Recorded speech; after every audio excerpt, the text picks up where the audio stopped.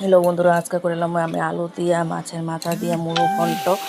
তো তার লেগে এদিকে প্রথমেই আমি আলু দিয়ে ভাজতে লেগেছি, লবণ হলুদ দিয়ে কড়া গরম করে তেল দিয়ে আলুটি ভাজতে দেখো আলুটি লাইতে যেতেছে। এটি অনেক সময় একটু লাইতে যাক। আর এদিকে আমি মাছের মাথা এইদিকে লবণ হলুদ দিয়ে সেটা এদিকে ছেড়ে ভাজলাম, ভাজতে সেটা নামাই দিব।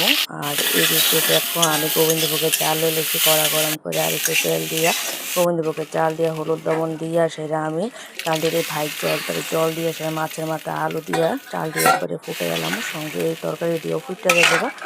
তো তরকারিটি দেখো আমার ফুট হয়ে গেছে, এখন নামাইয়া আমি এদিকে পাঁচফোড়ন দিয়ে সেটা কড়া গরম করে আবার তেল দিয়া এদিকে পাঁচফোড়ন তেজপাতা দিয়ে সেটা কাঁচা লঙ্কা বাটা সোমবারে দিচ্ছি, দিয়ে সেটা জিরা ধনিয়া হলুদের মধ্যে আগে দিয়ে লেছি, দিয়ে আমি সবজিটা ঢাইলা দিয়েছি। সবজিটা ঢাইলা দেওয়ানো ওই দেখো আমার তরকারিটা সুন্দর করে একদম টকবক করে জাল উঠে গেছে। আর এদিকে দেখো তরকারিটা আমি নামাই লেছি, নামাইতে দিয়ে লেছি ঘি আর গরম মশলা, এটা দেখাতে পারছি না।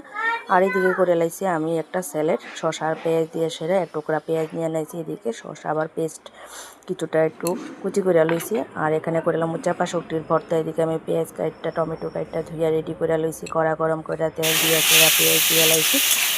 তেল দিয়ে সেরে আমি টমেটো দিয়ে লাইছি একসঙ্গে, টমেটোটা দিয়ে সেরা এখানে আমি লবণ হলুদ দিয়ে সেরা পেঁয়াজ দিয়ে একটু সিদ্ধ হয়ে থাকা তার লেগে নাড়াচাড়া করতেছি 5-10 মিনিট করে সেরে দেখো এখানে আমি ওখানে চাপা শুক্তি দিয়ে এলামো, চাপা শুক্তি দিয়ে সেরা একটু নাড়াচাড়া করে দিয়ে এলামো কাঁচা লঙ্কা বাটা। এদিকে আমি গুঁড়া লঙ্কা ব্যবহার করছি না, কাঁচা লঙ্কা বাটা দিয়ে দেখো একটু জল দিয়ে আমি এটা শুকিয়ে ভর্তাটা করে লেছি। আর জলটা আমি শুকিয়ে গেলেছি, এটা শুকনো শুকনোই থাকবো। ভর্তাটা আমার হয়ে গেছে, নামাই নিমো এখন।